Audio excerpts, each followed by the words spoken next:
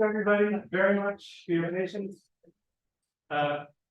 Small amount of technical difficulties, but we're in business, hopefully. Greetings, welcome to the Carpinteria Birdwatchers meeting for November. We have a very special guest tonight. Linus Blomqvist is here, and he is going to talk to us about his ongoing ABA Big Year, which is very cool and exciting. Before that, there's just a few quick announcements I want to mention. The outing for this month will be at Santa Monica Creek, where we have gone a few times before. This was Laurel's suggestion. Thank you, Laurel. I was there this morning, and the male orchard oriole, the adult male orchard oriole, was there. So if that's a bird you've been trying to see, it's there. It's not always obvious. I was there for about a half hour and didn't see it. And then I gave up and walked down the path. And on my way back, he was just sitting right on top of the hedge. Just like, here I am, check me out. So that was nice. So that'll be Saturday at 8 a.m. Hopefully it won't be raining. I was chatting with Tom about this before the meeting. If it is raining, I'll probably still be there. It's kind of like practice in case it's raining the Christmas count day, which it certainly can do sometimes. But certainly you're not obligated to come. But if you do want to come, we'll be there. The details are at carpbirdwatchers.org. It's just out at the end, the west end of El Carro Lane. We'll be there at 8 o'clock on Saturday. And then the other announcement, as I was just alluding to, is it is Christmas count season. So the Carpinteria Christmas bird count will be happening on Saturday, December 16th. We are signing people up now and assigning them their spots for the day. So if you have any interest in doing it, especially if you've done it before, and you know you want to do it again, go ahead and sign up. Again, there's information at carpbirdwatchers.org. There's a sign up link. You just fill out the form, and we'll get you assigned. And, you know, in past years, we've sometimes had a deadline like, oh, you must sign up by December 1st, but people still sign up late and we still find a spot for them. It's better if you sign up early. If you know you want to do it, or you're strongly leaning towards doing it, go ahead and sign up, because it makes our lives easier if we have the names earlier and we can get everything organized. The less last minute juggling we have to do, the easier it is for us.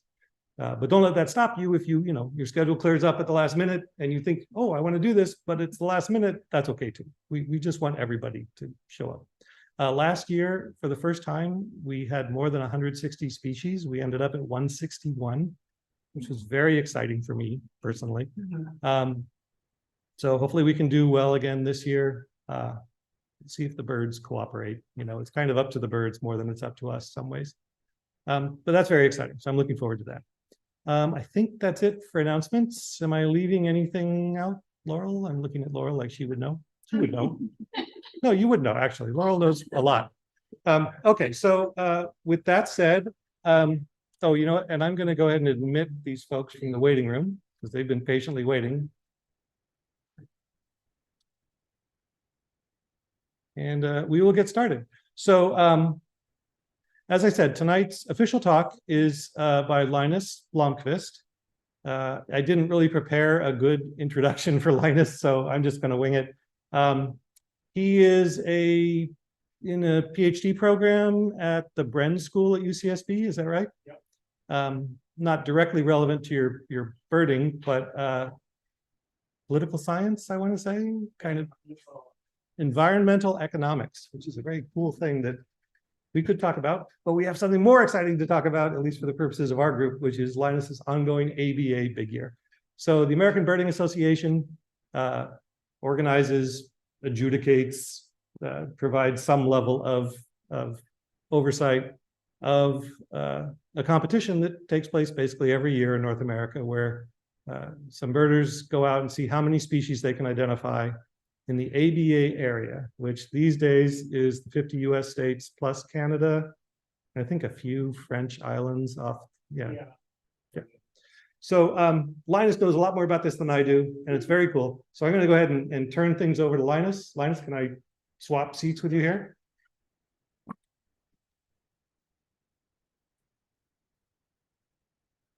All right. Hi, everyone. I'm going to try to find where. Oh, yeah. So it's hidden behind the Zoom window. So what you probably want to do is share your screen from within Zoom so that the Zoom participants can see this as well. Yeah, and then I would pick the. And then want some kind of slideshow. I'm not familiar with the software. So yeah, I'm not that much either, but we'll figure it out. Slideshow. Yeah, That sounds right. sounds very promising. I did The not. formatting is going to be screwed up because it's open office, so apologies for that. Okay, yeah. The green frame was not in my slides, so that's a bonus. We'll have to deal with that. Oh, I just realized an issue with showing my bird pictures now. So I'm probably going to take a 2-minute break after these slides. Because we usually have a break in the middle. So okay, go ahead and do your first part, and then we'll take a short break. I'll share a Dropbox link and we'll pull that up here. Perfect. So I started out calling this year my big-ish year because I thought it wouldn't, you know, a big year is when you try to see as many birds as you can in a given area. But I thought, I'm not going to be that ambitious. I'm just going to bird in a few different places in the US and see how many species I can get. Maybe I can get 500 or something. So that's why I called it the biggest year. It got bigger over time because once you get into it, you're like, I can't miss that species. So it ends up being bigger and bigger. And I think it qualifies as a. So until 2016, the ABA area did not include Hawaii. So that's a recent addition that upset a lot of people. Because they'd been doing their big years without Hawaii, and then suddenly now you can get 50 more species and everyone else got bigger years. But there's still what's called the continental ABA, which is just North America, north of the Mexican border, essentially. So lower 48, Alaska, and Canada. And then people also do big years in the lower 48. So those are kind of the three that I keep track of. The history of big years goes quite a ways back. It hasn't really taken off until maybe the last few decades, but already back in 1939, a guy called, well, that's funny. A guy called Guy Emerson got almost 500 species. And maybe others kind of did something like a big year back then, but it hasn't been remembered in history. But that's the first evidence of a big year that I could find, at least.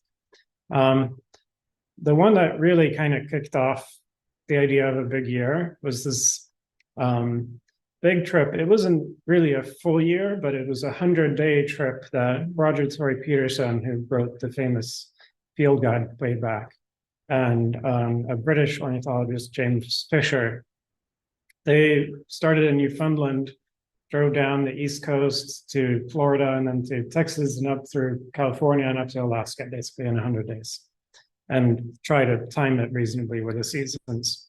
And there's a footnote in the book that they wrote that at least Roger Tory Peterson saw 572 species in that year. So that's kind of the real beginning of the big year idea. Other famous ones, either because they were big, really notable records or because books were written about it. In 1973, Ken Kaufman is a very famous birder, did a big year that he documented in a book called Kingbird Highway. And if you get excited about big years after this talk, go read Kingbird Highway. He basically has no money whatsoever, hitchhikes around the US, crisscrosses the country back and forth. And he eats dog food or cat food, I can't remember, and pretty much does it without virtually any money at all, and takes some risks that would probably not be considered particularly advisable today. But it's a great book. The biggest kind of name in big years in the 20th century and well into the 21st is Sandy Comito. He got 722 species in 1987, which was by far the record at the time. He then held the record for 26 years. In 98, he did another big year to beat his own record and got 748 species. And if you've seen the movie, The Big Year, that's actually Sandy is not one of these people. This is Greg Miller is, what's his name? Jack Black? Jack Black there? Yeah. And then Al Leventon is the other guy here, whose name I can't remember. Okay, see, yeah, right. You're good at identifying birds. Yeah, no, not Hollywood people. But I'm not sure what that bird is, if it's real. Maybe a robin, I guess. Doesn't look particularly realistic. So the Sandy's record was finally beat by one species in 2013. And they've actually added birds to the ABA checklist by them, like birds that were not considered countable, like introduced exotic species were added. So there's kind of a little bit of, he added easier, Hayward in 2013. So got to be impressed by Sandy Camuto, basically. He's spent a lot of money on his big years, I should say also. So the current records for the full ABA era is 840. That is, at that point, you're basically, if rarity shows up anywhere in the ABA area, you get on the flight the same day. That's really what it takes to get that many. There's no other way of doing it. You can't get that many if you go your big year like I did, basically. Same guy has the record for the Continental, 784, which is notable. Like, if you see that Neil Hayward got 749 in 2013, wasn't, a record that hadn't been beaten the record from 98, and then suddenly in 2016, this guy gets 784. I think a pretty big part of that is probably eBird, which you have, and social, like Facebook groups and whatnot. You have constant, like as soon as a rarity is discovered anywhere now, you know about it within an hour, essentially. Whereas, 2016 is Hawaii too, right? This is continental. This record, the 784, is continental without Hawaii. Wow. Yeah. So it's gotten a lot easier. I could not have done my big year without eBird. I can't even imagine how they did it back in the days. Two brothers set the lower 48 record in 2022 with 751 species. That's one of the cooler big years too, because the previous record was from the year before 2021, and it was 724 species. So by July 22nd, they'd already beaten the previous record. So that's a big year that I don't know if anyone's going to beat for a long time. So getting into my big year, I'm just calling it a big year, not a big-ish year. Back in the fall of last year, I kind of, for various reasons, realized I really wanted and needed some time off from work. And I thought it'd be nice to travel a little bit and go birding a little bit. And I thought about maybe different trips I could do and things like that. And my wife said, my wife had seen the movie.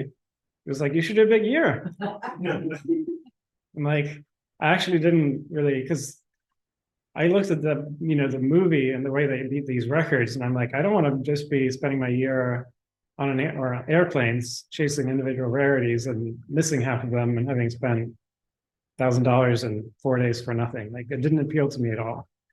So I was like, no, that's not my thing. But then I started thinking a little bit more about it, and I kind of designed my year to be a little bit different, with a focus not on the rarities, on the things that only sort of accidentally shows up in this area. Really just the regularly occurring species. There's plenty of those to go around in the ABA area. ABA has this system that give each species a number from 1 through 6. So 1 and 2 are regularly occurring species. Number 2 is probably just more limited in area, like maybe within just one state or one local area. 3 and up are the ones that are maybe annual, but barely so. And there's 742 or something code 1 and 2 species. So those are the ones that do occur and breed, or at least regularly occur every year in the aviary. And those were the ones that I wanted to see. I wanted to kind of get a sense of what the ecosystems and the avifauna around the US experience different places with their birds. Try to see, as many of those I could, but I wasn't going to fly around and chase individual rarities or anything. If there was a rarity in a place where I almost, only was, like if it was an extra couple of hours of driving somewhere, I would do it, but I wouldn't chase anything much beyond that. And I would I'd rather put more effort into a regular bird than a rare bird, because then I get to see it in its ecosystem where it belongs, and I can understand something more about the bird in that place. If there's a South American bird that shows up somewhere, it's cool, but like I don't learn anything from it exactly. So, and I also wanted to just kind of, if I just popped up anywhere in the US, I wanted to be able to say, okay, these are the species I would expect here. These are the species that are rare here. And I could passively identify the species around me. So that was my big year. I got, I collected a large number in the end, but that was never really the main thing. I was not trying to set any records for my year. So how do you go about finding 750 species in the US? And it's really pretty complicated. There are some sort of like places and times where the big year birders always go, and you can quickly figure out that you need to be there at that time. But if you're going to do it properly, you need like a plan A, B, C for essentially every one of those 750 species.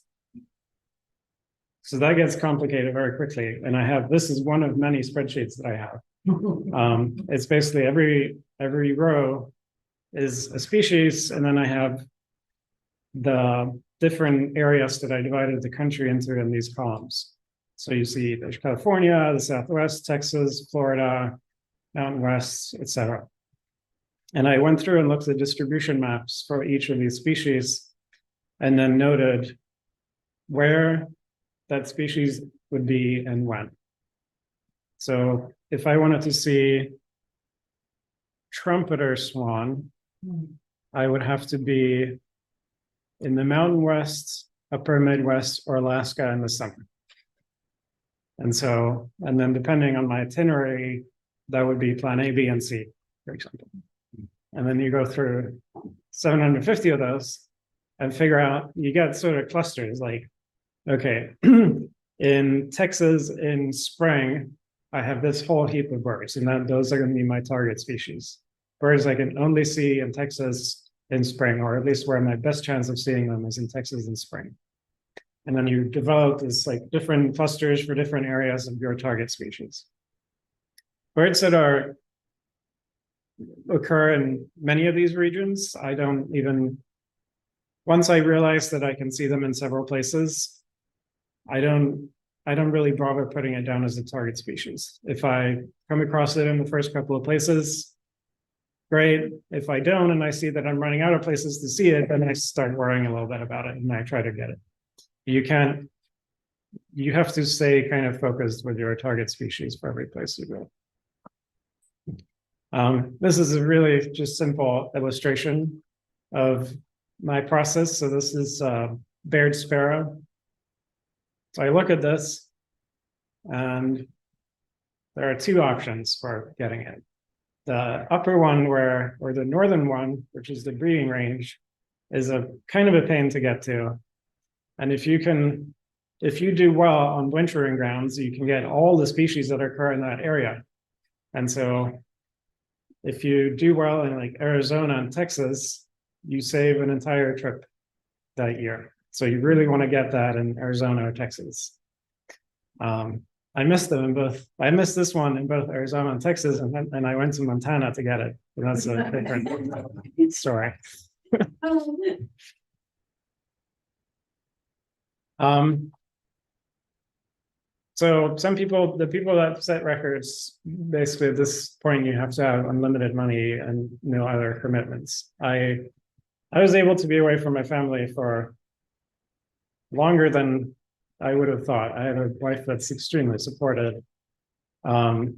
But there's sort of limits to that too. So I couldn't be away for too long. I wanted to minimize flying because I couldn't afford it, and my carbon footprint is big enough as it is. I spent all of July in Sweden where I grew up, and I've been working full time since the beginning of October. And I'm a grad student, so I don't have unlimited money.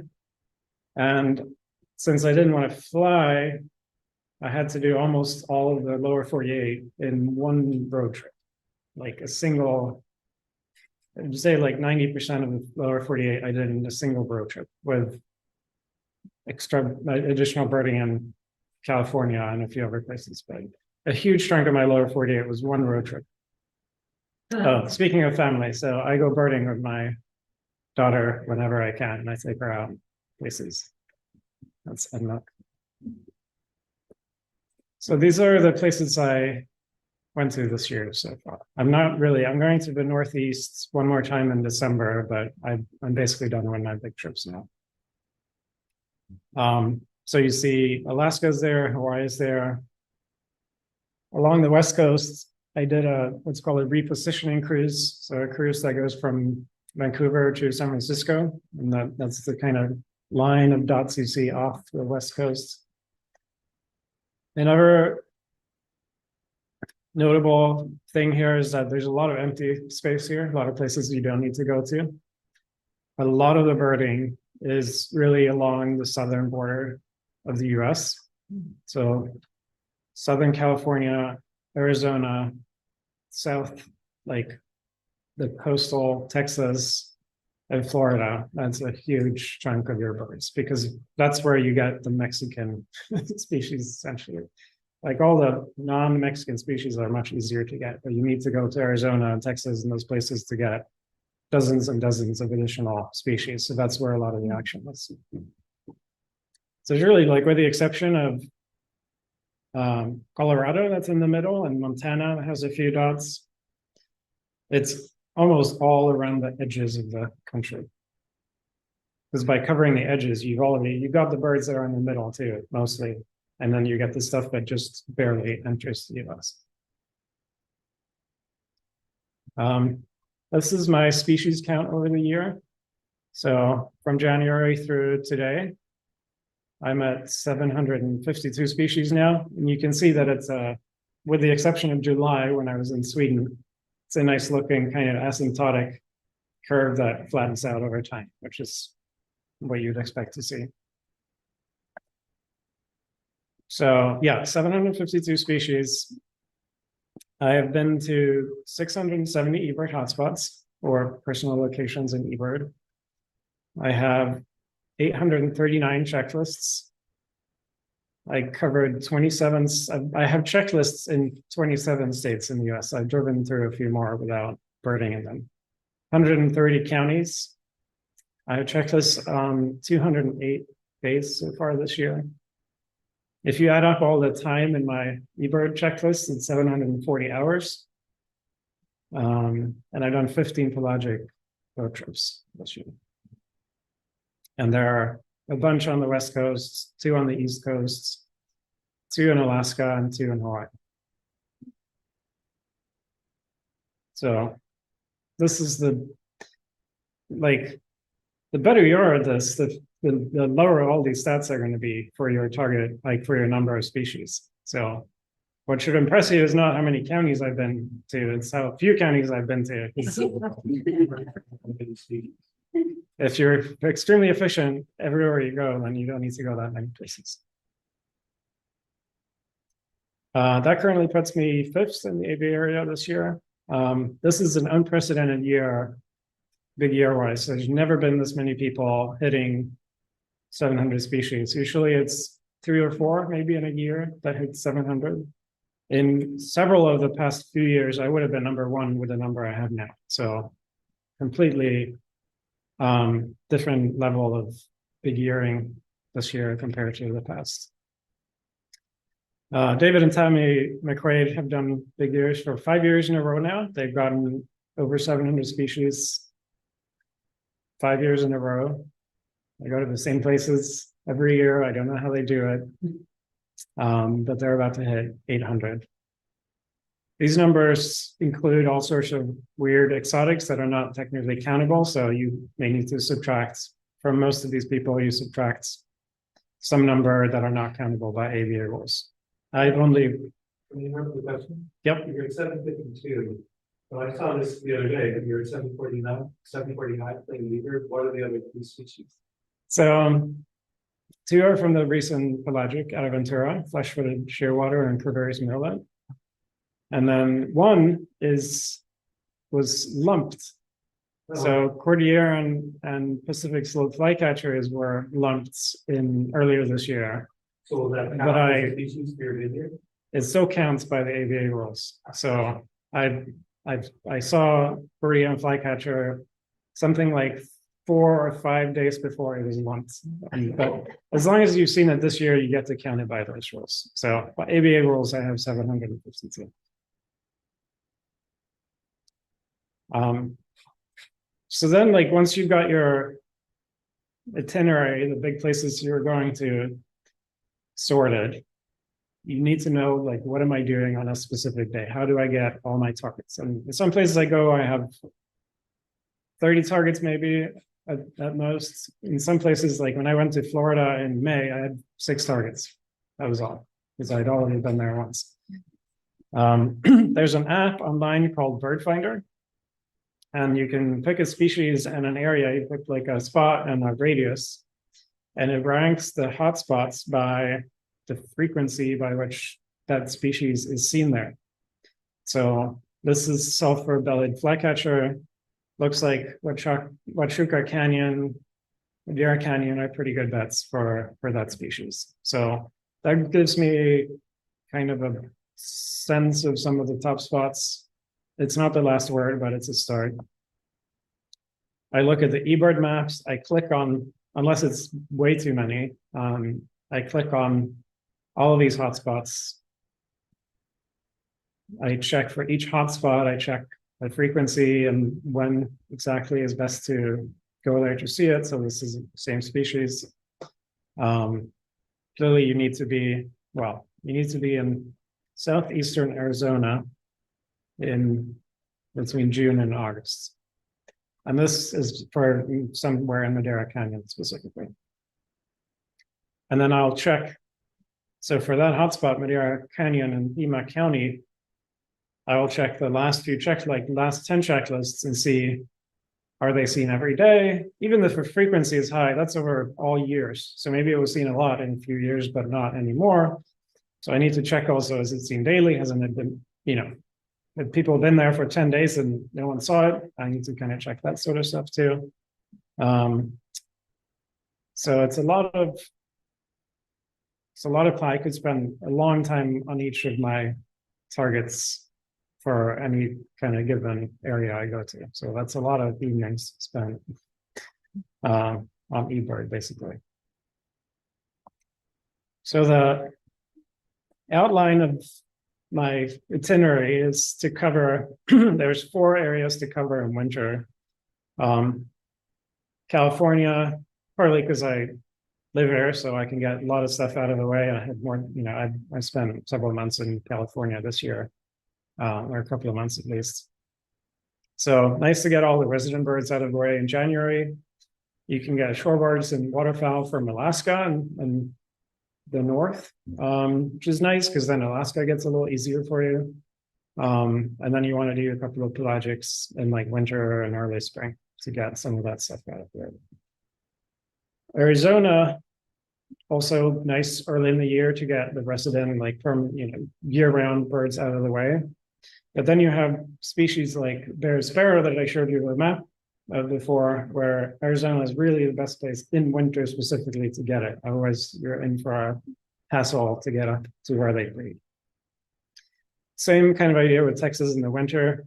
They're more birds, sort of like red sparrow, that are easy to get in Texas in winter, hard to get on breeding grounds in the summer.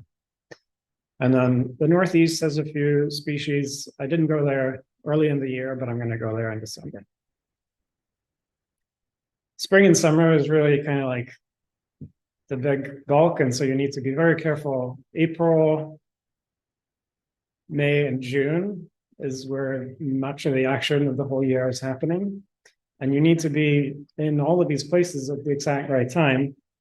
And so you have a very tricky sort of planning problem where I'm doing most of these in a single, I'm doing many of these in a single road trip. But spring arrives at different times in different places. And the wintering birds linger until this far in this place, but then this summer, the migrants pass through this week, and then the summer, the breeding birds come this time for all of these different areas. So you have to piece together something that puts you in the right places at the right time. So a lot to do those 3 months. I did they call it chicken run in Colorado, getting all the grouse. There's some montane wintering birds up in the Rockies too that are nice to get out of the way.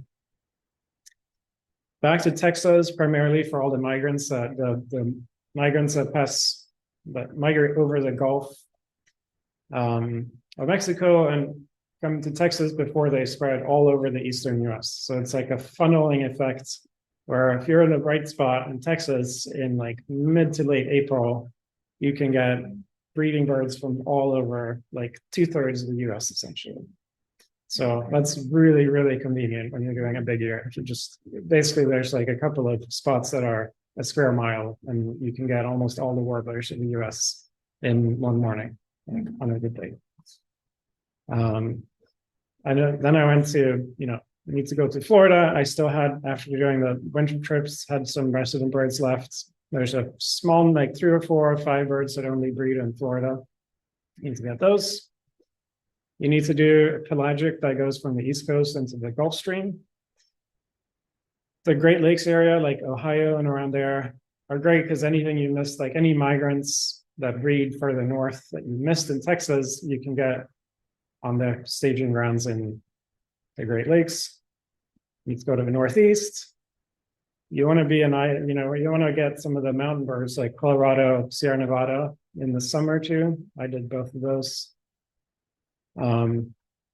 Alaska, you have to be there. So all of this stuff is in from like mid-April through late May. And then Alaska's, you need to be there in June, like first week of June, basically. So you need to cram in all of the lower 48 stuff before the first week of June. And then I ended up going to Montana on a work trip, actually. That was convenient also. So this is my road trip. I think I have a picture. Yeah, that's my trailer.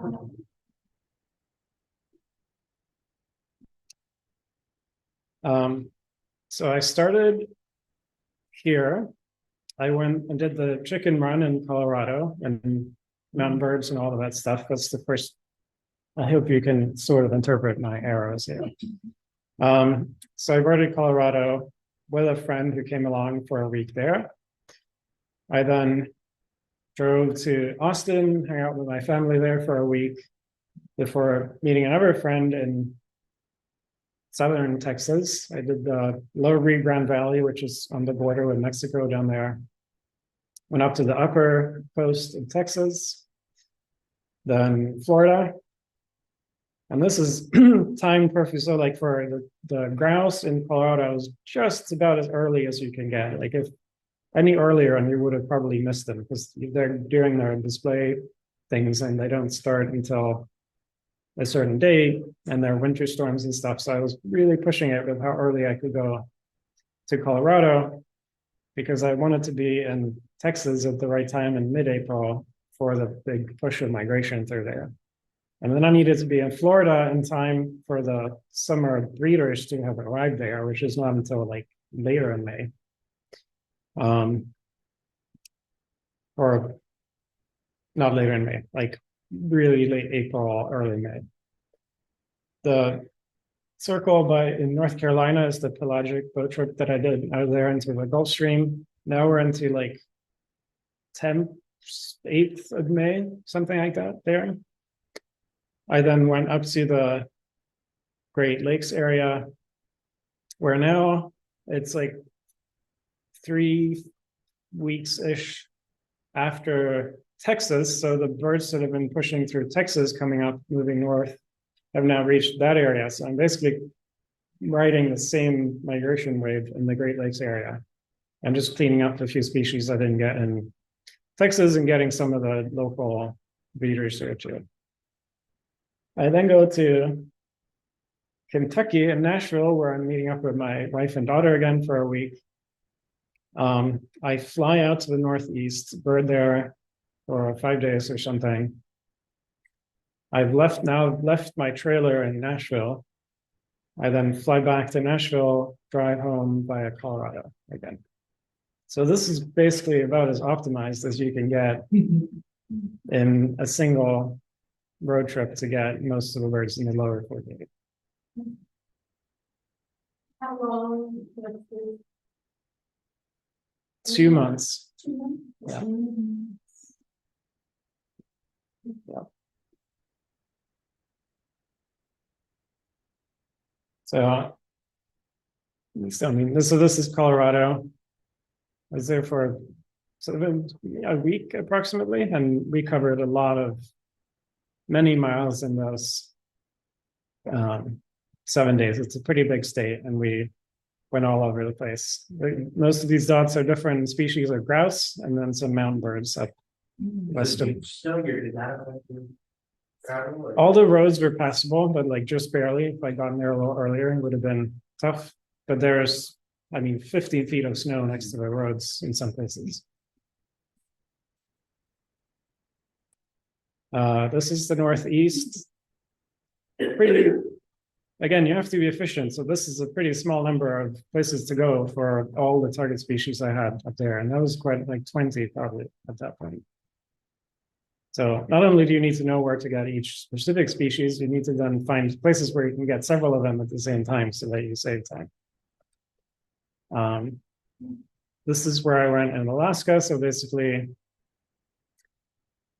Nome, which is out on the Seward Peninsula, way west, really close to Siberia. That's where I started. I then met up with my wife in Anchorage, and we went to see our family in Fairbanks. We camped in Denali. It's another family member in Homer, and then I did a couple of pelagics out of Seward, which is the cluster of dots down in the bottom right corner. So all of that from last days of March through mid-June, roughly. The fall, you're kind of 90% done by the time you get into, I think I forgot to mention Arizona right. So let me just go here. After all the April through June stuff, key places to go is Arizona in August. You get a lot of Mexican birds that just barely make it into the US at that time of year. So after that, you're 90% done with your big year, essentially. If you go to Hawaii, you typically go in the fall when you're pretty much done in the lower 48. And then you do a bunch of pelagic road trips out of the West Coast to get quite a large number of species there. Well, here, Linus, we're going to count that a win, and hopefully you won't see anything you don't want to see from here on out.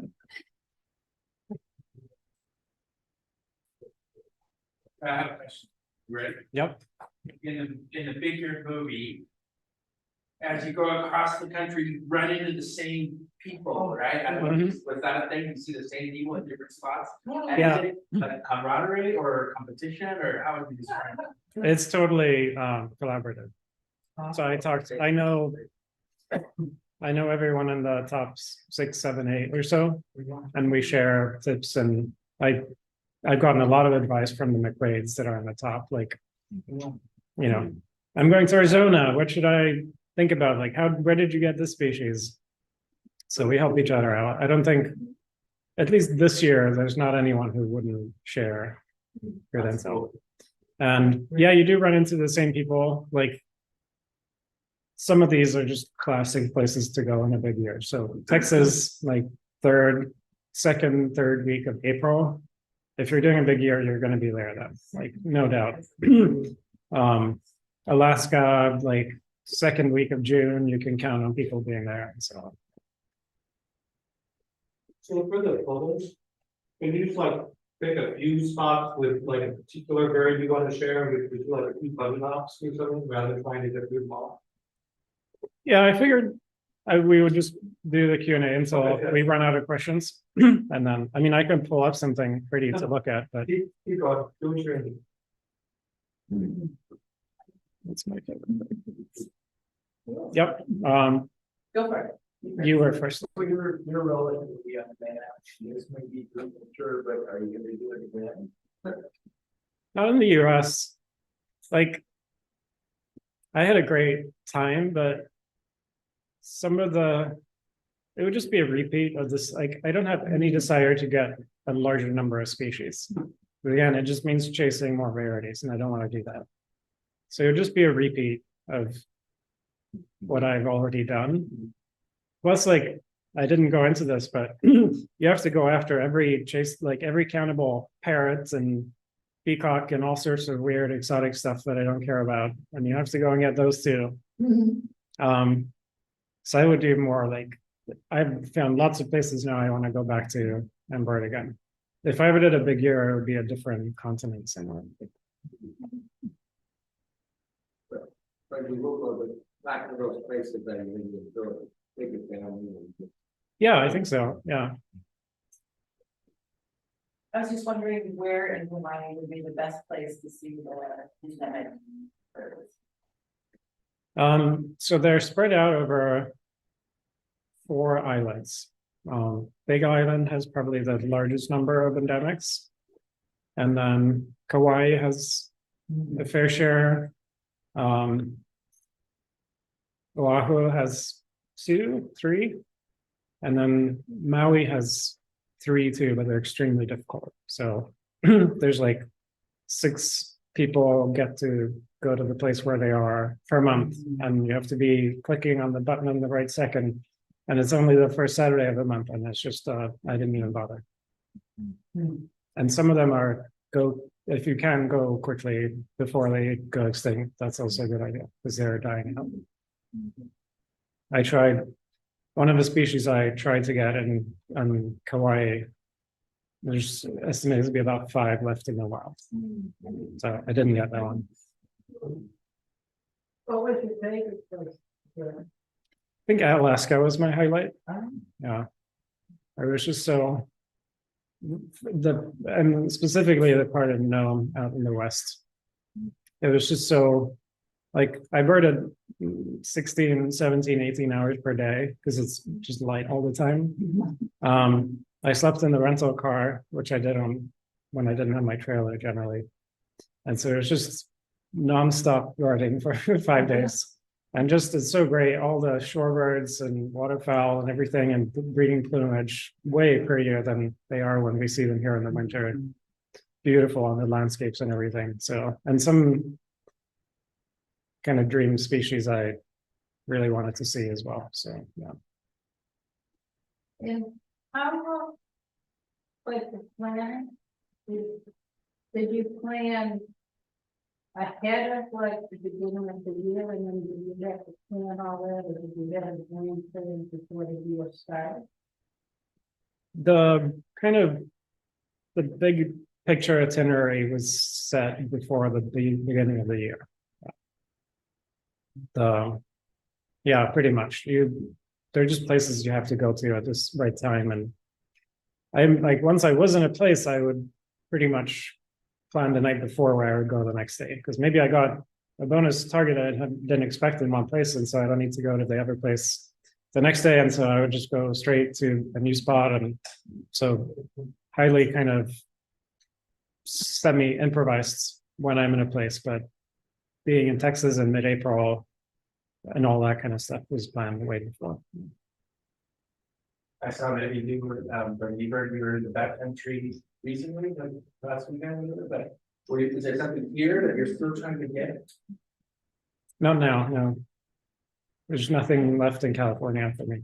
And really, almost, I mean, pretty much, except like real rarities, almost not a single bird I can get in the lower 48 right now. Really? Yeah. So if like a code 4, code 5 rarity shows up in San Diego or San Francisco, are you still doing it? Like you'd still go there to try and see that bird? That's too far for me. If it's within maybe like 2 hours, I would go. Or if it's like I don't know. There's some very special bird, I would drive a little further, maybe. I'm not. There's a little stint in San Diego but that's, I don't know, 5 hours of driving. It's not, and I'm working full time, so not really with it. You know, I find it amazing that you set this goal and you accomplish it and you make it sound so easy and in such a short amount of time. How long have you been birding?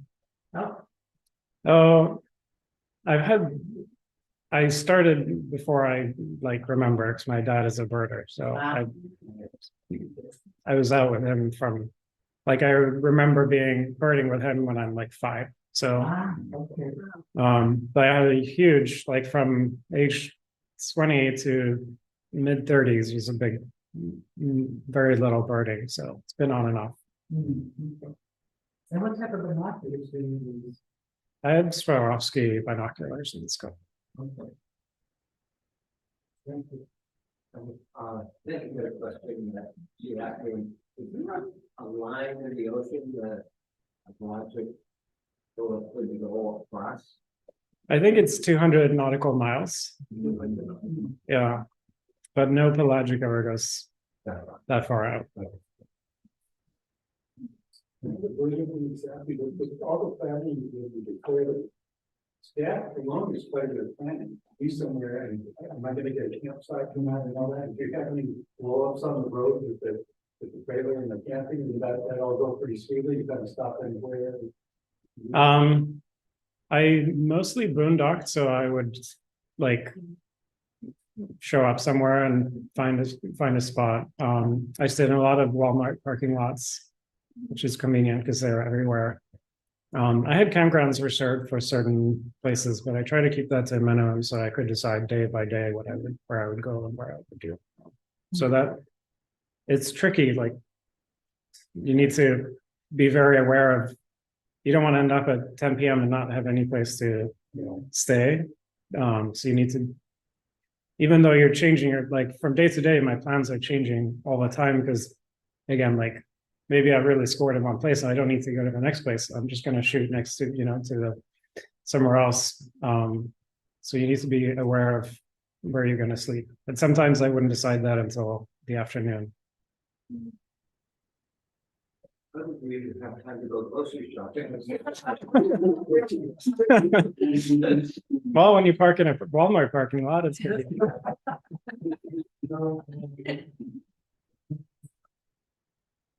Were you Yeah. able to cook in your trailer as well? Yeah.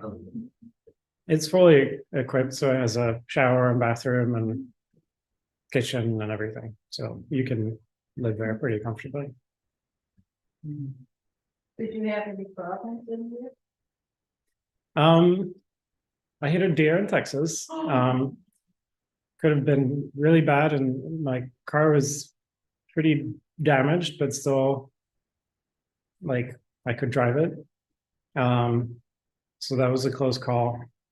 At one point on this back road in Nome in Alaska, I was like several hours driving away from the tiny town of Nome, where it has like cell phone reception. So absolutely in the middle of nowhere. And I see some bird and I pull over like onto the shoulder.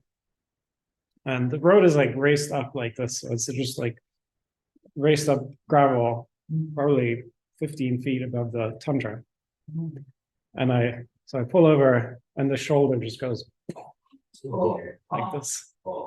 And my car, I just slide down probably 15 feet down the side onto the actual like tundra ground. So that was a little scary. Yeah, so I have a satellite device. I don't go anywhere without my satellite phone.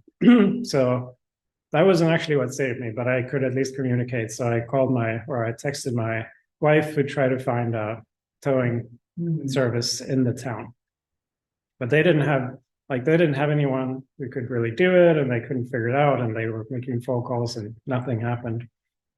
And so I would stop, there would be like maybe one car every 30, 45 minutes. And I would obviously like stop them and see if they could help in some way. The first 2 cars I think couldn't help. But the 3rd car, the guy gets out and it's like, could I drive your car and just give this a try? And I tried something similar, but not with as much boldness. But he basically, because I had gotten almost all the way back up again. So and I was like, I don't want to be any further from the road than this. I'm just going to stay here now. But he backed the car all the way back out onto the sort of, the tundra where he had a little more traction. And then he drove like over bushes and all sorts of stuff alongside the road and gained enough speed to like shoot up back on the road. So I got out. So is that better or worse than seeing your life or, bird? The moment that the car got back to the road, was that as good as seeing whatever? Not quite, but it was satisfying. Yeah. I mean, fortunately, at least like I slept in the car, so I had food. Like I could have been on the side of a road for 3 days. I would have missed a lot of birding, but I wouldn't have like died or anything. So I wasn't scared for my life. The only worry I had for a few seconds was that the car would tip over. So can you share a few photos where, I'm curious, I know you were out there with, decent camera equipment, because we both bought the same camera, so Yeah. always interested in seeing your photos. I'm like, wow, I was there, I could have taken that photo. I had extremely little discernment when I chose these photos. So there's way more than I can actually show. But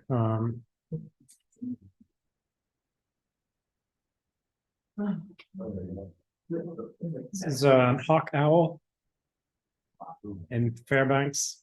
Good name because it kind of behaves like a hawk, but is an owl.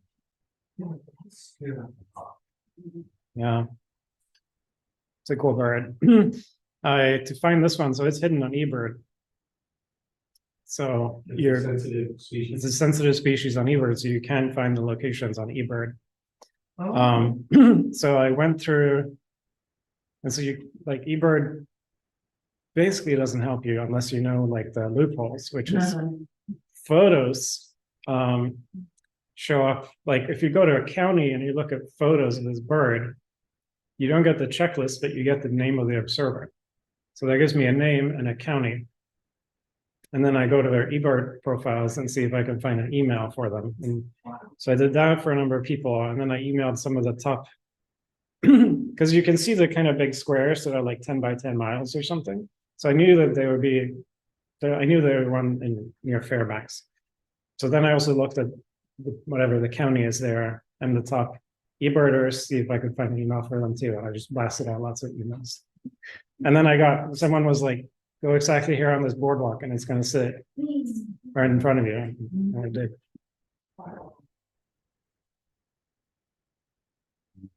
This is an Arctic warbler.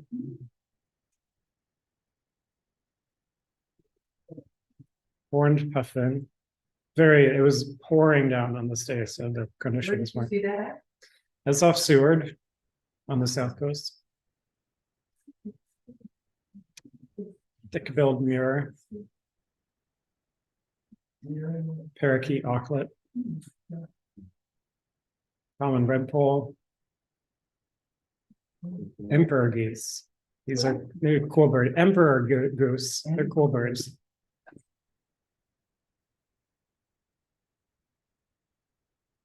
This is something you see when you're birding gnome. Quite a bit, actually.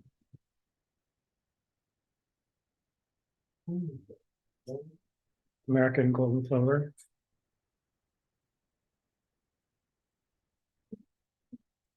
Willow ptarmigan. One more. Long-tailed jaeger. Wilson snipe. Does anyone know what this is? Yeah, it's an Arctic loon. So the only place you can see it in the ABA is Nome, essentially. They're very pretty.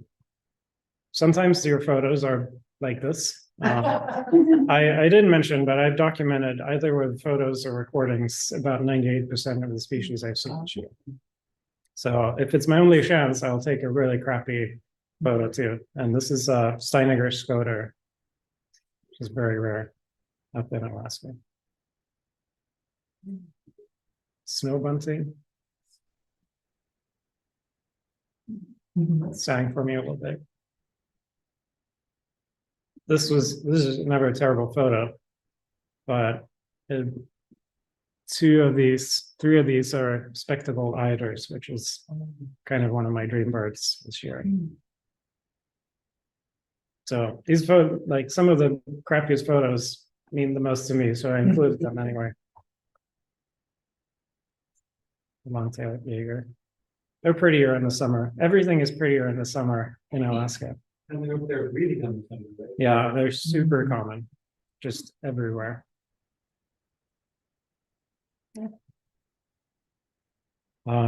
This is a slated back gull. Maybe one day we'll get one in the county. Pacific golden plover. Lapland longspur, extremely common up there. Rock sandpiper. I had on my last day in Nome, I had something like 30 target species in Nome, and I'd gotten 29 of them. And I had like one afternoon, or like it was like an afternoon of my last day, and I still had one, and I'd been in the right place for it twice already, but not knowing exactly the right spot. And I luckily talked to someone I met there. It was like, no, you need to go like 500 yards further east. And I walked around and it was raining on and off. And I was just, I'm like, it wasn't getting dark, but it was like getting really late in the evening. It started raining and I was like, no, I'm giving up now. And then this guy pops up.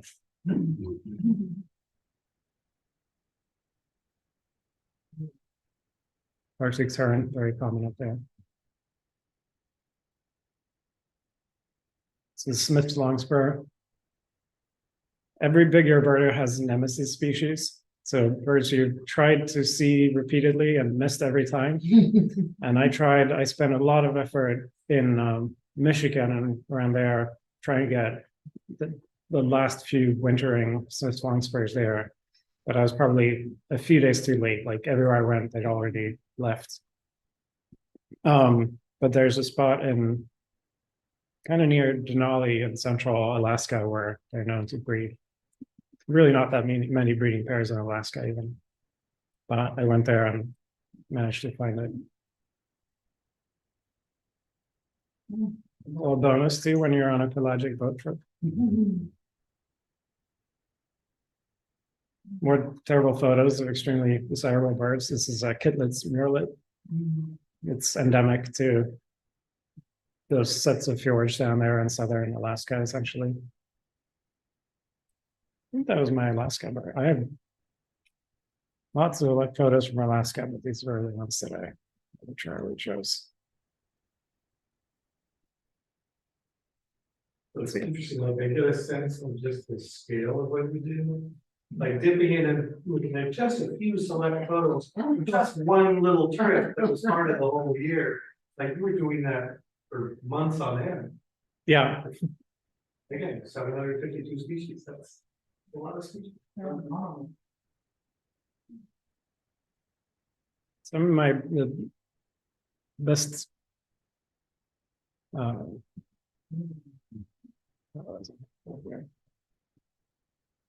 this is not the prettiest bird. It's one of the rarest I've seen this year. Brown jay in Texas. But some of the prettiest birds this year were definitely in Texas. There's an Audubon's oriole, scaled quail, red-billed pigeon. It's not so pretty. Clay-colored thrush. I'm gonna skip to the really colorful ones. Let's see. It's just warbler galore. Like I think at least 3 different checklists with more than 18 species of warbler, like in one checklist. Is that a hooded warbler you just passed? Yeah. I think it's interesting. So briefly today, there was an e-bird alert for a hooded warbler in Santa Barbara. Oh, yeah. No, I didn't see. It was a drag and drop. It was a typo error. Is that Oh. reported the hooded warbler at Oh. street. They accidentally reported a hooded warbler. Nick Leffy was very excited for that. Oh, yeah. They're pretty in summer at least. It's prothonotary warbler. Tennessee. Baltimore oil. Northern perla. Not prothonotary. Black and white. Let's see. I want to get to the really fun ones. Let's see where they're at. I want to see the green jays. Here's what number 1 and number 752. I can't remember number 1. 752 was flesh-footed shearwater. Which I saw. Yeah. And that's why I realize now why you emailing me like, when are those checklists coming out? When is it? Yeah. They're very close. They're very close to the checklists. There's what, 2.5 weeks? Yeah. Oh, here are some pretty birds. There was green jay. Texas. Yeah. Altamira Aura. I think I have another green jay coming up.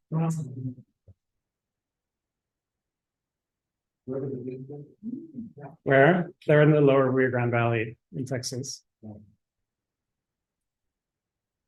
It's a Mexican species. It reaches maybe 10 miles into the US.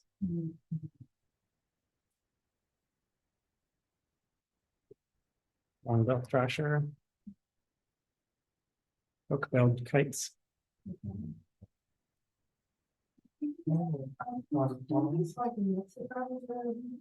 I don't know too much about that. It's definitely, I think it was sort of invented in the US. People do it in other countries, but I don't keep track of it too much.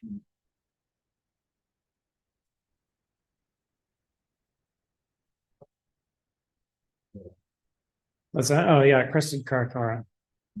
So if you have unlimited funding, just magically, would you consider doing the world thing here, or is that just not something that sounds fun? I would probably be kind of concerned about my carbon footprint at that point. Yeah. I still fly sometimes. I flew 4 times this year. For the big year. But if I could keep it to 1 overseas trip per year or something, I still feel guilty, but it's not too bad. I guess that kind of, there's another question I was gonna ask about, so I'm personally just into this whole issue of personal burden ethics and, what you will and won't do while doing your bird activity and what feels justified and doesn't feel justified. I imagine if I were doing the North American leader, like I've experienced this with a common thing here. There's a certain investment that I made in trying to get to the spot, trying to, see this bird or identify this bird. And for me, one of the things I've really modified in my personal birding practice is I have stopped using playback. I've stopped using sound attractors. I don't even fish. And it's a personal choice. I'm not imposing it on anyone else.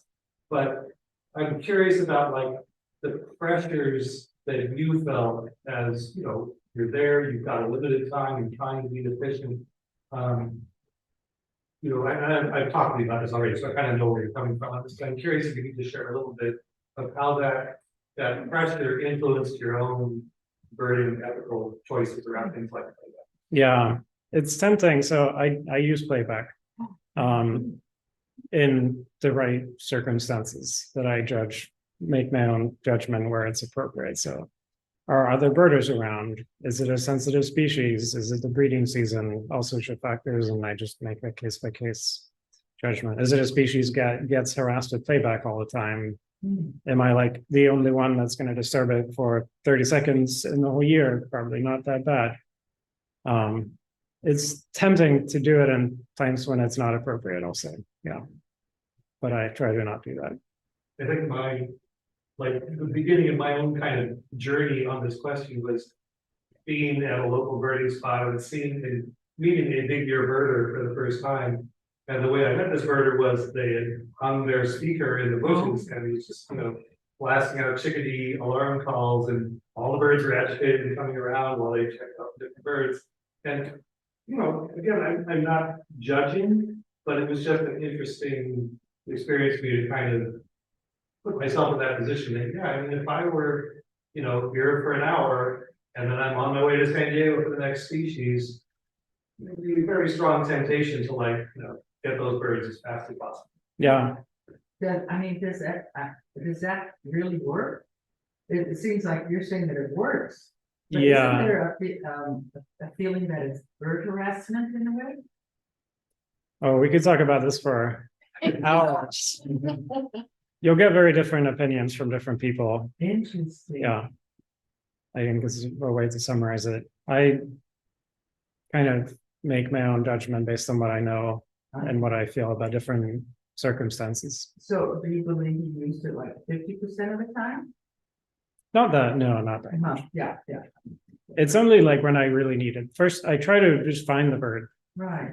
like without playback first. Uh-huh. If I'm like, okay, I can't find it, I think it's here, I think playback will work. I don't think it, when I think it's not going to be too disruptive, I'll do it. And I'm not going to keep playing it for like 5 minutes to get a better photo or something. Exactly. Often I'll do it like 20 seconds, the bird pops up, I get a photo and I'm off. Yeah, and I share with you, that was another thing that kind of, maybe radicalized me a little more, was seeing birders do exactly that, like using playback for an extended time to try and get closer photos of the bird they'd already seen and identified. Yeah. And, I think I've talked to you about this a lot, and I have a lot of respect for the position you have taken. I think, I'm not wagging my finger or anything like that. I'm appreciative of what you've done, in terms of pursuing the birds in a way that does include ethical consideration of the impact on the bird.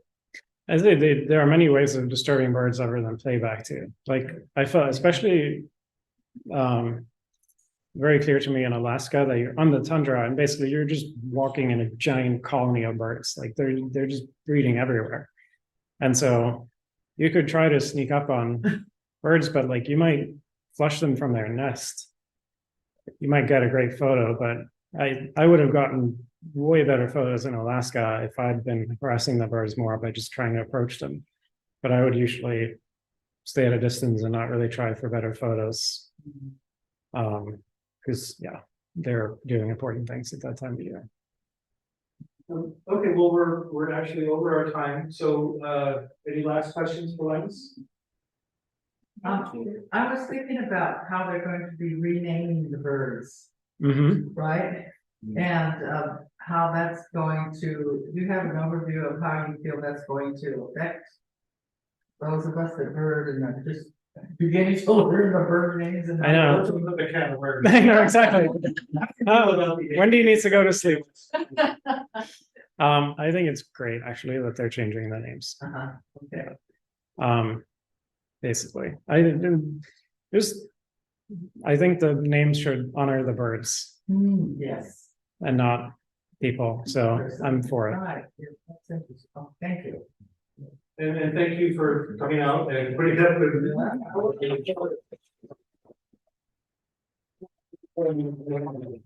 Otherwise, I think benefits to a good meeting. I think you did a great job under a lot of pressure.